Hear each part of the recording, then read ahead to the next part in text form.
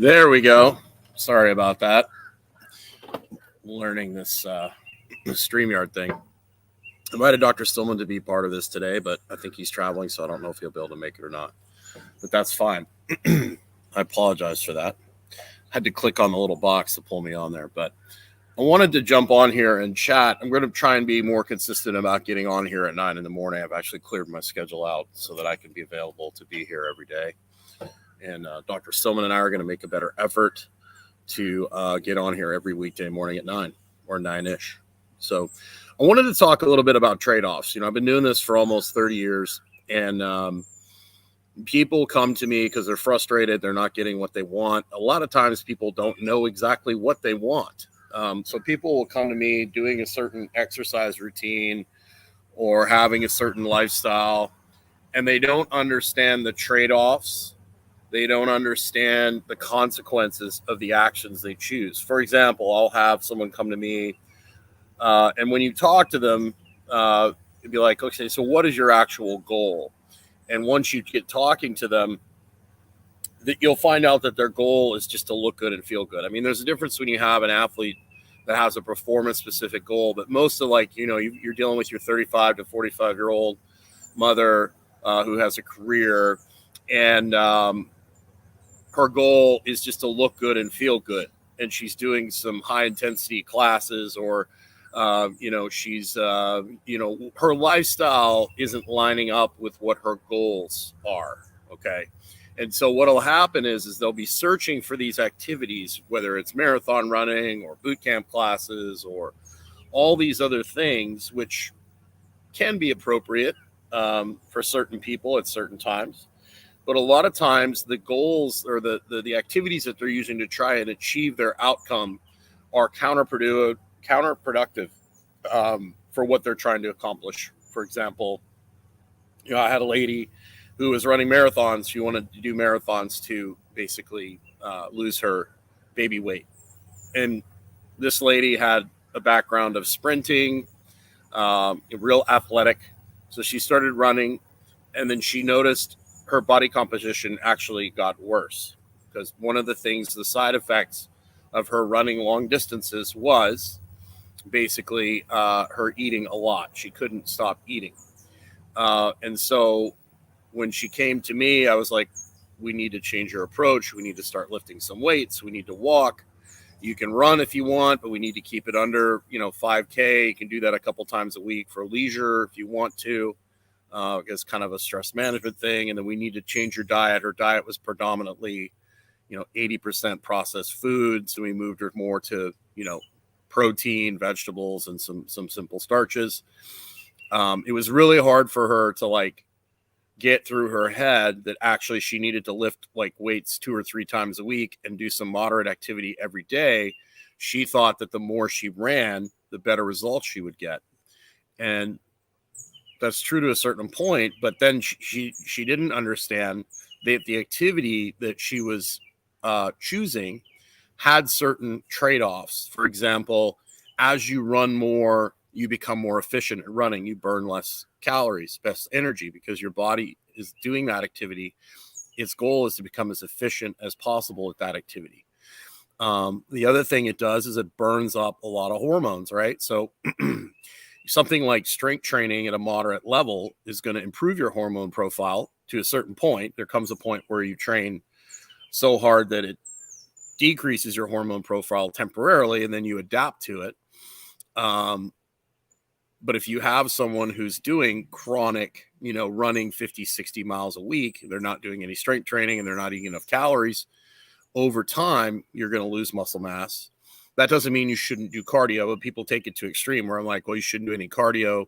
No, this lady just needed more activities that basically gave her what she wanted, which was to look good and feel good. And honestly, for most people, the formula for looking good and feel good is pretty simple. It's walk outside 3 times a day for 10 to 15 minutes. Stole that from Stan Efforting. At a moderate pace, more of an observation kind of deal. This gives you some nice low-level aerobic conditioning, which most people kind of ignore. Lift weights 2 to 3 times a week, and it should be done in a way that's challenging but not ridiculously overwhelming. and you don't need to do all sorts of HIIT type stuff. A lot of people do too much of that. And then it's, get your diet in order, get your sleep in order. And if you do those things over a long period of time, you're going to have great results. It's going to be sustainable. It's going to be enjoyable. Weight training is a lot harder to adapt to. You can change the stimuluses, you can change the tempo, so that you don't become, if you're competing in powerlifting, you want to become efficient at it. But if your goal is body composition change, you don't want to become so efficient at it that you basically lose that kind of effect, right? That calorie burn effect. But people and athletes too. Athletes will come to me and they'll be like, well, all I got to do is get stronger or get more powerful, or I got to train harder. And a lot of times it's stepping back and looking at, okay, how much sleep are you getting? Are you eating enough calories? And those two things right there, if you're neglecting those two things, or, if you're not getting outside, it's going to have a trade-off of you're not going to be able to recover from your training as much. How is your technique on the field? Does it suck? Can you get in the position you need to get into on the field to perform? Here's an example. I was working with a hammer thrower, and hammer throw, you have to stay out of this kind of arched position. You have to almost posteriorly tuck your pelvis to spin. And so everything he was doing in the weight room was pulling him out of his ability to get into the position he needed to get into for his sport. So we needed to modify his exercise selection, and we needed to give him some things that got him into the position. And once he's able to get into the position that he needed to get into, he was able to throw the hammer further. So getting him stronger in the opposite positions that he needed to be in was actually inhibiting him. So in the weight room, his numbers were going up, but on the performance, on the actual event, his performance was going down. And so we had to take some of the weight away. We had to modify some exercises so he could get into the position he needed to be able to get into to throw the hammer. We see this a lot with football players, with wrestlers. I'll have a football player come to me that are doing a traditional powerlifting type program. And they start, powerlifting is all about being a fire hydrant. It's about moving the most amount of weight possible. And if that's all you're doing in your training is get stronger, and getting stronger has benefits to a point. But if it's taking away from your ability to get into the positions you need to get into to perform your sport, it becomes a net negative. So a lot of, especially high school programs, kids will be stuck in this extended state where their rib cage and their pelvis are, rib cage is up, pelvis is dumped forward, they're arched, because in the weight room, they're squatting with an arch, they're benching with an arch, they're rowing with an arch, they're doing chin-ups with an arch. They don't do anything where they reach. And in football is played here. It's not played with your shoulder blades pinned together. So a lot of the things in bodybuilding and more so powerlifting that allow you to lift more weights over time can actually take away from an athlete's ability to move. So you can use elements of powerlifting, but you got to be also aware of the position. I've gone and talked to high school coaches, and they'll be like, I don't understand why my kids play so high. We're constantly telling them to play low. We're trying to get them to drop their hip position. And then we go in the weight room and we watch what they're doing in the weight room, and everything basically drives them further and further into extension. And I ask you this: stand with your back arched really hard and try and get in a low position. It doesn't work. If that's your go-to strength, and guess what? Whatever you emphasize in the weight room is going to show up on the field. Your body's going to use what it thinks is the best strategy. And if you've only reinforced one strategy, okay, you're going to lose variability. You're going to lose movement options. And that's where most people get into trouble. And the best athletes will be able to adapt and compensate and overcome. Many of the best athletes are the best adapters or the best cheaters. They don't like the word cheaters, but the best athletes can work around all sorts of different problems and do things with their shape and their body that others can't. And the best athletes will adapt set to set. If you have a great athlete and you give them a task, they will master that task in one set. So the best athletes are more adaptive, and the moderate to lower level athletes don't adapt as fast. It might take them, a month, 6 weeks to get a concept and get some movement patterns nailed down. But a lot of times those guys that aren't as athletic gifted have the brain power to basically be tactical and be smart. A guy like Tom Brady, who knows the game, who has great throwing mechanics, makes up for his lack of athleticism because of his mind. And Peyton Manning is a good example of that too. His understanding of the game makes up for his lack of ability to move and roll and run in the pocket, right? So that's the beauty of sports, is that you could be the greatest athlete, but if you don't have a brain, you might not. Some of the best athletes I ever competed against just didn't have it on the field. I mean, they're the fastest, they were the strongest in the weight room, and there's guys that I played against that were that sucked in the weight room, but man, on the field, they knew how to manipulate. You'll see that a lot with wrestlers. They just know how to move another person. They might not be great in the weight room, but you get their hands on somebody and they can flip them around and throw them around. And there's a reason why powerlifters aren't, in the NFL, and there aren't, wrestlers, because they get really, really, really good. High level powerlifters get really, really good at lifting weights. Now you can take somebody who's strong and put them in something like jiu-jitsu or wrestling. A lot of powerlifters will cross over and do that sort of thing, but they need to work more on things like strength, endurance, and mobility, and those type of things. If they keep pushing the strength aspect of it, it's going to affect their ability to train.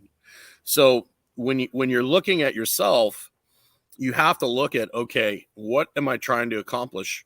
If, for example, if I'm building a car that the goal is to run a quarter mile as fast as possible, I'm going to end up with what a top fuel dragster looks like, which is it goes in a straight line. It really sucks at steering side to side.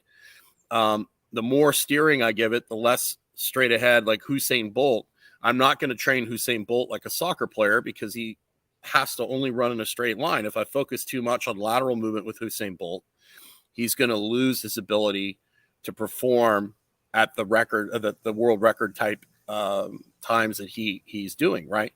So a lot of times with sports, or with just life in general, and picking activities that are not good with your body type.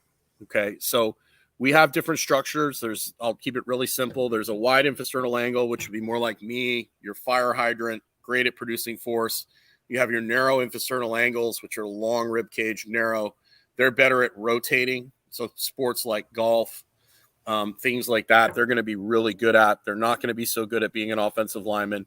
And you'll notice that sports will actually pick, and you can watch in basketball, these guys that are really good at turning and shooting usually have a certain body type. And the guys that are basically power performers, they're more springy and explosive, they'll have a different body type. So a lot of times we'll take certain body types and we'll force them into a sport, which they're not really. I see this a lot with like soccer players. You'll have some kid that got put in soccer at 5, and as they develop, they don't have the shape to be a great soccer player or the build to be a great soccer player, but the parents keep them in soccer instead of looking at them and going, wow, you're not really wired for soccer. The Soviets actually did a really good job of this. One of the reasons the Soviets' athletic system was so amazing was, after World War II, they basically lost their entire alpha male population. They lost all their athletes. So they had to come up with a system to basically develop what they had. And so they started with gymnastics for everybody, basic movement, dance, all these different activities at a low level. Like we're talking, 5, 6, 7 years old, all these play-based games. And then as they got older, they looked at their mental characteristics, like how aggressive they were they more of a team player, were they an individual sport?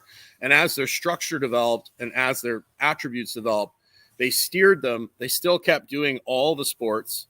They would steer them into the sport that basically suited their structure, their mentality, their mindset the best. And what would happen is after a certain point, they would just go more and more of a percentage of their total training time would be dedicated to their sole sport. And so their goal was to develop a world champion down the road, right? And then on the off season, on the non-competitive season, they'd come back and do some of these other fundamental things to give them movement variability, to allow their body to recover, allow their nervous system to recover, their structure to recover, so that you wouldn't end up burning these people out. So that is the opposite of what we do in the United States. We put kids in a program and we basically say, okay, this is the plan. We're going to practice this sport. And then you see most of the kids get hurt. And then there's so many, they get burned out or hurt. And then there's a lot of people, a lot of kids that would do well later on down the road, but we're so concerned about winning right now. They break a lot of these kids. And then, of course, we've got such great genetic diversity in the United States. We've got such a large population that there's always somebody to replace them. So the people at the top will be good no matter what. And then everyone in the middle kind of gets crushed, right? And so that's kind of how our athletic development system in the United States is set up. And that's mainly because we have an abundance of talent, an abundance of genetic exceptional genetics. We've got, all sorts of, people that are over 6'5", whereas in a country like Canada, they have to be more conservative because there's more people in the state of California than all of Canada. Same with these small European countries. They've only got so many people over 6'5". So they're going to have to be a lot more careful how they develop their athletes, where here in the United States, one guy gets hurt, there's 150 guys to replace him. So there's just a few thoughts when you're looking at what you're trying to accomplish, whether athletically or personally. Look at, what am I actually trying to accomplish? Do the activities. And there are times, like if you really enjoy doing something, great. But if it's not giving you the results that you want, you might want to consider changing your activities. And, always look for low-hanging fruit first. Like, intensity shouldn't be your number one option.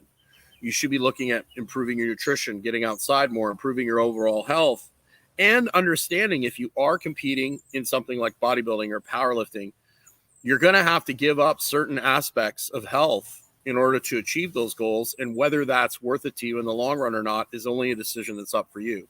If you're competing for performance, it's performance. You do everything you can to manage your health at that time, but you got to understand you're going to sacrifice your health to compete at a high level. Okay. Competing at a high level is not about winning, it's not about health. It's about winning. Right. And when you switch over into the look good and feel good side of things, it's just a totally different attitude. But even on both sides, you have to remember your body can only recover to the point, like you can only recover as much as your ability to recover. So a lot of people, I worked at a CrossFit for a while, and the attitude, this was in like the late 2010, 2012. I worked there and I was kind of helping them with their programming, and the attitude and CrossFit's gotten better. I think a lot of the people that own it are a lot smarter now. They've realized that, it's about getting better. It's not about just doing more. Right. And we would have specific things we were training for, and we would be in a training session and we would do what we needed to do. And I'm like, that's all we need to do today. And the answer would be, well, I haven't thrown up yet, or I haven't, I don't feel like I'm going to die, so we need to do more. And it's like, some of the people would listen to me and go home and rest, and the other people would not, and they would do more. And those people tended to struggle, especially when we tested. They would tend to struggle because what you don't realize is, and Joel Jameson had a great post about this. This is something that most people don't understand. You have this baseline of recovery. Your brain controls all the resources in your body, keeping your systems running and all these things. You can handle so much training, and that changes over time as you adapt. You have better work capacity. You take better care of yourself. All these things, performance-enhancing drugs and all these things also play a factor in that. You only have so much recovery capacity.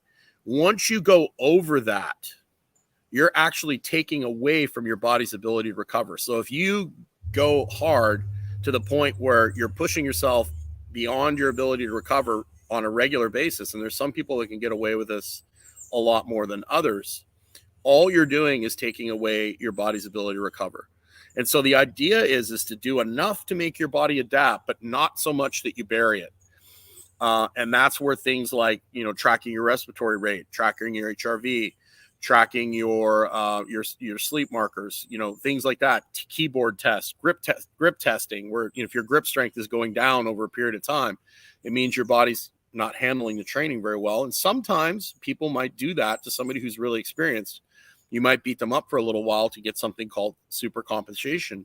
But most people don't understand it's about training within your body's ability to adapt if you want to have results over time. So there's some thoughts for you. I'll be back on here tomorrow if you have any questions. And hopefully Dr. Stillman will be able to join me. There's a link below if you want to check out. We're doing a testosterone webinar, the biggest mistakes we see men making at the end of the month. If you click on that link, it's going to take you to a video. Dr. Stillman and I are going to explain some of the biggest mistakes we see men making with testosterone. And then we've got a webinar at the end of the month that we're going to do about testosterone and all that good stuff. And there's a link to our Fundamentals of Wellness course if you want us to help you with that and help coach you. But thanks a lot. Hey, look, make sure you get outside today. I think that's one of the biggest things that is overlooked in our society, is just how much natural light is good for our biology. If you look at the work of like John Ott and Fritz Holwich and all these people, the effect of, if you look at the effect on light on animals and plants, and we are an animal, it's insane how much better, animals and plants do when they're in the right environment. And we have created this artificial environment, this indoor environment under fake lights where the temperature doesn't change and it stays consistent year round. And I think that has massive consequences for our biology. So the more you can get outside, that's why I've changed my lifestyle. So I'm not spending 5 a.m. to 8 a.m. inside a gym. I now spend 97% of my day outside. I do all my work outside. I'm not saying you have to do that. Some people can, some people can't. It's just the more you can get out in nature, the more you can get out under real natural light, the better you're going to be. And I think, everybody's focused on food, and food is important. I've seen people make massive improvements by improving their food. But it's a combination of things. And I think light is one of the biggest things that's overlooked by most people. They don't even think about the consequences of what kind of light they're under the majority of the day. So have a great day. Get yourselves outside. Don't be a human zoo animal.